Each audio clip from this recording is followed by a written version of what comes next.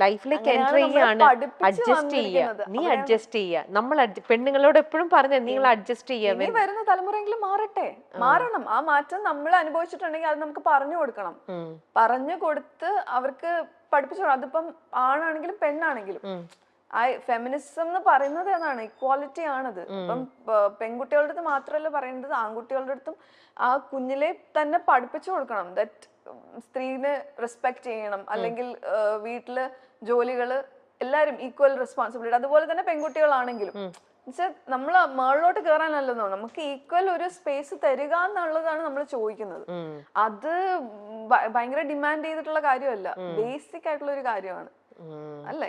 Okay. അപ്പൊ ഇങ്ങനെയൊക്കെ ഇങ്ങനെ പല രീതിയിലും ഇങ്ങനെ കൂടെ കുറച്ച് നാൾ ട്രൈ ചെയ്ത് നോക്കി, എന്നാലും അതാ പറഞ്ഞേ, അങ്ങനെ ട്രൈ ചെയ്ത് നോക്കിയിട്ടും ഏതൊരു മൊമെന്റിലായിരിക്കും അല്ലെങ്കിൽ ഏതൊരു സമയമായിരിക്കും okay I should get out of this, ഈ ലൂപ്പിൽ നിന്ന് എനിക്ക് പുറത്തേക്ക് പോയേ പറ്റൂ, ഇനി എനിക്കിത് ടോളറേറ്റ് ചെയ്യാൻ പറ്റില്ല, ഇറങ്ങേണ്ടി വന്നു? ബിക്കോസ് അന്ന് എന്റെ ജീവൻ നഷ്ടപ്പെടും എന്നായപ്പോഴത്തേക്ക് ഞാൻ പോലീസിനെ വിളിച്ചു. പോലീസ് ഫോൺ എടുത്തില്ല. അല്ല, ആദ്യം എന്റെ ബ്രദറിനെ വിളിച്ചു. 1-2-3 മണിക്കോ വിളിച്ചു, ഫോൺ എടുത്തില്ല. അണ്ണാച്ചി ഫോണ് എടുത്ത ആ സമയത്താണ് വരുന്നത്. He was an alcoholic abusive person. So ആ സമയത്ത് ആണ് വരുന്നത്. അപ്പം അന്ന് ഇതുപോലെ ഭയങ്കര ഉപദ്രവം ആയി.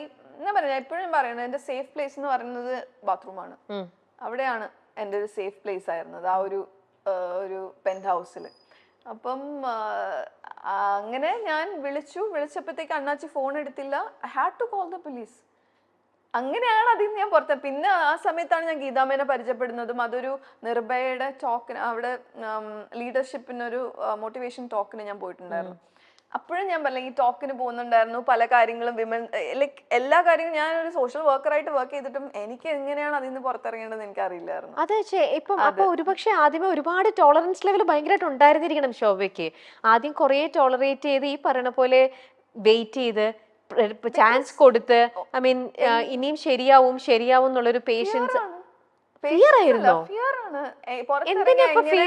എങ്ങനെ നമ്മൾ ഫേസ് ചെയ്യും, ഫാമിലി എങ്ങനെ, പേരൻസ് എങ്ങനെ ഇത് ഉൾക്കൊള്ളും? ബിക്കോസ് ഫാമിലിയിൽ ആരും ഡിവോഴ്സ്ഡ് ആയിട്ടില്ല ഇതുവരെയായിട്ടും. അതുപോലെ തന്നെ സൊസൈറ്റീനെ എങ്ങനെ ഫേസ് ചെയ്യും? നമ്മൾ ഒരാൾക്ക് അങ്ങനെയൊക്കെ എപ്പോഴായത് ഈ 3.5 വർഷം ബോൾഡ് എന്ന് പറഞ്ഞാൽ ഓക്കെ. ഞാൻ പറയില്ലേ, ആദ്യത്തെ ഒരു ഫസ്റ്റ് ട്രിപ്പോട് കൂടിയാണ് ഞാൻ ഒരു ഒറ്റയ്ക്ക് യാത്ര ചെയ്യാൻ തുടങ്ങിയപ്പോഴാണ് ഈ ബോൾഡ്നെസ് ഒക്കെ വന്നു തുടങ്ങിയത്. അതുപോലെ തന്നെ ഇൻഡിപെൻഡന്റ് ആവാൻ തുടങ്ങിയപ്പോഴാണ് ഈ ഒരു ബോൾഡ്നെസ് വന്നു തുടങ്ങിയത്. ഇതൊക്കെയാണ് ചില ഫാമിലീസ് ചിലപ്പം പൈസ ഉണ്ടാവും, ചിലവര് ഇൻഡിപെൻഡന്റും ആയിരിക്കും, ജോലി ചെയ്യുന്നവരായിരിക്കും, പക്ഷെ ചിലപ്പോ കുഞ്ഞുങ്ങൾ ഉണ്ടാവും, അവരായിരിക്കും അവരുടെ ഒരു ഫിയർ. ചിലപ്പം അവരുടെ ഈ പറഞ്ഞ പോലെ എന്താ പറഞ്ഞ പേരൻസ് ആയിരിക്കും അവരുടെ ഫിയർ. അച്ഛനമ്മക്ക് വിഷമാവില്ലേ, അല്ലെ സൊസൈറ്റി എന്ത് പറയും. അതുപോലെ തന്നെ ഈ പറഞ്ഞ പോലെ കുട്ടികൾ, മിക്കവർക്കും കുട്ടികളായിരിക്കും. അതുപോലെ തന്നെ സേഫ് ആയിട്ടുള്ള പ്ലേസോ സൊസൈറ്റി എന്ത് പറയും, അവരെങ്ങനെ കാണും, ഒരു ഡിവോഴ്സി ആണെങ്കിൽ അല്ലെങ്കിൽ സെപ്പറേറ്റഡ് ആണെങ്കിൽ മറ്റുള്ളവർ ഇവരെ നമ്മളെ അറ്റാക്ക് ചെയ്യാൻ വരുന്നത്. ലൈക്ക് യുനോ ഒരു സേഫ് അല്ല, ഒരു ഒറ്റയ്ക്കാണ് ഇതെന്ന് ജീവിക്കണം എന്ന് പറയുമ്പോഴത്തേക്ക് വരാൻ പറ്റുന്ന എങ്ങനെ അതിനെ ഹാൻഡിൽ ചെയ്യും എന്ന് അറിയാം. Fear, everything is like based on that fear. ആ ഫിയറിൽ നിന്ന് പുറത്തിറങ്ങിയാലേ ഫോർ മീ ലൈക്ക് എന്താണ് സക്സസ് എന്ന് പറഞ്ഞാൽ ആ ഒരു ഫ്രീഡം ആണ്. Freedom to take decision, freedom to eat what you want, freedom to wear what you want, freedom to express, you know, everything is that, you know. ഓരോ ദിവസം എനിക്ക് ഒന്ന് I always say this, you know, count your blessings, because കുഞ്ഞു കാര്യങ്ങൾ daily every day is a challenge for us. അപ്പം ചെറിയ എന്നും പ്രോബ്ലംസും നമ്മൾ ഫേസ് ചെയ്യുന്നുണ്ട് എവറി ഡേ, അല്ലെ? ചെറിയതാണോ വലുതാണോ എന്നല്ല, എവറി ഡേ ആ പ്രോബ്ലംസിന് നമ്മളൊരു സൊല്യൂഷൻ കാണുമ്പോൾ അതൊരു സക്സസ് ആണ്. അപ്പൊ എന്നോട് ചോദിച്ചാൽ വലിയ രീതിയിൽ എന്താണ് നിങ്ങളുടെ സക്സസ്, ബാങ്ക് ബാലൻസ് അങ്ങനെ അല്ല. Every day when I am able to solve my problems, it's a success for me. തന്റെ ജീവിതത്തെ ഒരു കണ്ണാടിയിൽ എന്ന പോലെ ശോഭ ബിഗ് ബോസിലൂടെ തുറന്നു കാട്ടുകയും ചെയ്തിരുന്നു. താൻ അനുഭവിച്ച ദുരിതങ്ങളെക്കുറിച്ച്, താൻ നേരിടേണ്ടി വന്ന പ്രശ്നങ്ങളെക്കുറിച്ച്, അതിനെ നിന്നെല്ലാം കരകയറി വന്നതിനെക്കുറിച്ചെല്ലാം ശോഭ പറഞ്ഞിരുന്നു. തന്റെ വിവാഹ ജീവിതം ഒരു പരാജയമായിരുന്നുവെന്നും അത് തിരിച്ചറിഞ്ഞ ശേഷം ഒരുപാട് ബുദ്ധിമുട്ടി 3-3.5 വർഷത്തോളം അതിൽ നിന്നു. എങ്ങനെയെങ്കിലും എല്ലാം ശരിയാക്കണം, സൊസൈറ്റിയെ ഭയന്ന് ജനങ്ങളോട് ഇതെങ്ങനെ പറയും, ഡിവോഴ്സ് എങ്ങനെ ആകും എന്നുള്ള ചിന്തകളെല്ലാമായിരുന്നു തുടക്കത്തിൽ. എന്നാൽ പിന്നീട് അതിൽ നിന്നെല്ലാം കയറി വരികയായിരുന്നു താനെന്ന് ശോഭ പറഞ്ഞിരുന്നു. അറേഞ്ച്ഡ് വിവാഹമായിരുന്നു. ആദ്യ രാത്രിയിലാണ് താൻ അത് മനസ്സിലാക്കുന്നത്, അദ്ദേഹം ഒരു ആൽക്കഹോളിക് ആയിരിക്കാം എന്നുള്ള കാര്യം. ആദ്യ രാത്രി വൈകി കുടിച്ചാണ് വന്നത്. എൻ്റെ കുടുംബത്തിൽ ആരും സ്മോക്ക് ചെയ്യുന്നതോ ഡ്രിങ്ക് ചെയ്യുന്നതോ ഞാൻ കണ്ടിട്ടില്ല. ഡ്രിങ്കിങ് തെറ്റാണെന്ന് ഞാൻ പറയുന്നില്ല, എല്ലാം വേണം ബാലൻസ്ഡ് ആയിട്ട്. സ്മോക്കിങ്ങിന് ഞാൻ എതിരാണ്, പക്ഷെ വല്ലപ്പോഴും മദ്യപിക്കുന്നത് തെറ്റായിട്ട് കാണുന്ന ഒരാളല്ല ഞാൻ.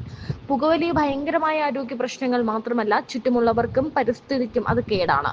അതുകൊണ്ട് ഞാൻ അത് സപ്പോർട്ട് ചെയ്യുന്നില്ല. ശരിക്കും ഷോക്കായി. ഇത്രയും വിവാഹാലോചനകൾ വന്നിട്ടും അവസാനം പ്രഷറിലൊക്കെയാണ് യെസ് പറഞ്ഞതെങ്കിലും അതെന്റെ കൂടി തീരുമാനമായിരുന്നു. എൻഗേജ്മെന്റ് കഴിഞ്ഞ ഉടനെ തന്നെയായിരുന്നു വിവാഹം. കല്യാണത്തിന് ഒരാഴ്ച മുൻപായിരുന്നു ഞാൻ വന്നത്. എനിക്ക് സമയം വേണമെന്ന് ഞാൻ പറഞ്ഞിരുന്നു, പക്ഷെ അന്ന് താൻ പൊട്ടിയായിരുന്നു എന്ന് വേണമെങ്കിൽ പറയാം.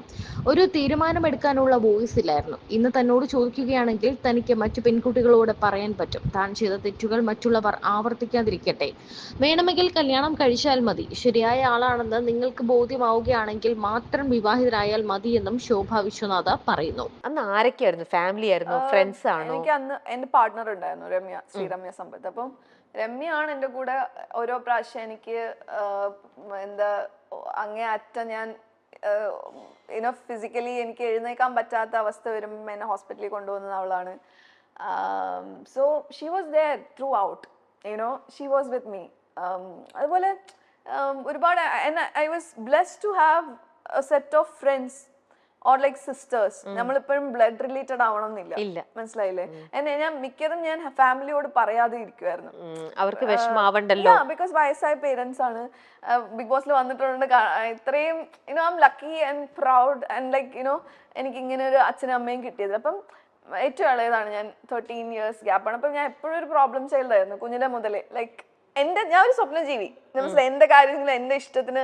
അപ്പം ചേട്ടനും ചേച്ചിയും ഒക്കെ അവരുടെ എല്ലാവരും സെറ്റിൽഡ് ആയി, എല്ലാം happy family and like with kids and all. അപ്പം എപ്പോഴും എൻ്റെ ഉള്ളിലുണ്ട് എനിക്ക് ആ ഒരു അമ്മയ്ക്ക് അച്ഛനും ആ സന്തോഷം എനിക്ക് കൊടുക്കാൻ പറ്റിയിട്ടില്ല ഒരു കുട്ടീനെ. അല്ലെങ്കിൽ ലൈക്ക് മനസ്സിലായില്ല, അവർക്ക് ഒത്തിരി ഭയങ്കര സ്വപ്നം കണ്ടാണ് എൻ്റെ ഒരു കല്യാണം നടത്തിയത്. ഭയങ്കര ബിഗ് ഫാറ്റ് വെഡിങ് ആയിരുന്നു. അപ്പൊ അങ്ങനെയൊക്കെ ചെയ്തിട്ട് എനിക്ക് അപ്പം എൻ്റെ ഉള്ളിൽ എപ്പോഴും ഉണ്ട് ദറ്റ് അവരാഗ്രഹിച്ച ഒരു ഭാര്യയായിട്ടോ അല്ലെങ്കിൽ ഒരു അമ്മയായിട്ടോ എനിക്കൊന്നും ആവാൻ പറ്റിയില്ല എന്ന് പറഞ്ഞാൽ എനിക്ക് ഉള്ളിൽ എപ്പോഴും അതൊരു കുത്തുന്ന കാര്യം തന്നെയാണ്. ബട്ട് ദാറ്റ് ഇസ് ഓക്കെ, എല്ലാവർക്കും എല്ലാം പറഞ്ഞിട്ടില്ല. But I know what will happen to my life because എൻ്റെ ഓരോരോ കാര്യങ്ങൾ എനിക്ക് പിന്നെ I go with the flow. ഞാൻ ഈ പറഞ്ഞ പോലെ വാട്ടർ ആണ്, ഫയർ ആണ്, എയർ ആണ്, എല്ലാം എൻ്റെ ഉള്ളിലുണ്ട്. ഓരോരോ സിറ്റുവേഷൻ വരുമ്പം അതാണ് ഞാൻ. അപ്പം